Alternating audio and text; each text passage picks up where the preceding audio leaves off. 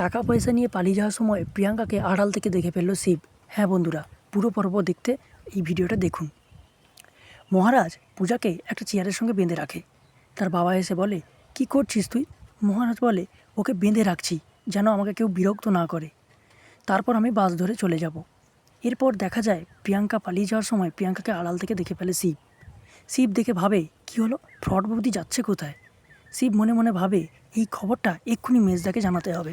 এরপর শিব মহারাজের ঘরে আসে। মহারাজের ঘরে এসে মহারাজকে বলে, মেজদা মেজদা তুই তাড়াতাড়ি বেরো, তোর সঙ্গে কিছু কথা আছে। মহারাজ বাথরুমের ভেতর থেকেই বলে, না তুই চলে যা, সবাই আমাকে জ্বালাতে এসছে, আমি বেরোবো না, তোর যদি কোনো কথা থাকে তুই পরে বলবি।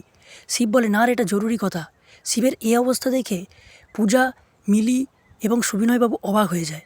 পূজা বলে, বন্ধু কি হয়েছে তুমি একটু বলো তো। কিন্তু শিব মনে মনে ভাবে, না এই কথা কাউকে বলা যাবে না, এই কথা একমাত্র মেজদাকেই বলতে হবে। তারপর ঘর থেকে বেরিয়ে যায়। তা দেখে অবাক হয়ে যায় পূজা। পরের সিনেই দেখা যায় পূর্ণিমা আর সোমনাথ মিলে পূজার বাড়ি আসে এবং পূজাকে বলে মহারাজকে যেন ডিভোর্স পেপারে সাইন করে দেয়, এবং আবিরকে বলে তুমি পূজার সঙ্গে সুখে সংসার করো এবং বিদেশে চলে যাও। তা দেখে অবাক হয়ে যায় পূজা এবং আবির ও বাড়ির সকলে। আগামী পর্বে আপনারা দেখতে পাবেন পূজা এবং মিলি দুজন মিলেই কিন্তু মহারাজের সেই পুরনো স্কুলে এসেছে মহারাজের মার্ডার কেসের মিস্ট্রি সলভ করতে। তাহলে কি হবে বন্ধুরা, জানতে দেখুন উড়ান, এবং আমাদের চ্যানেলটি ভালো লাগলে লাইক, কমেন্ট এবং সাবস্ক্রাইব করুন। ধন্যবাদ।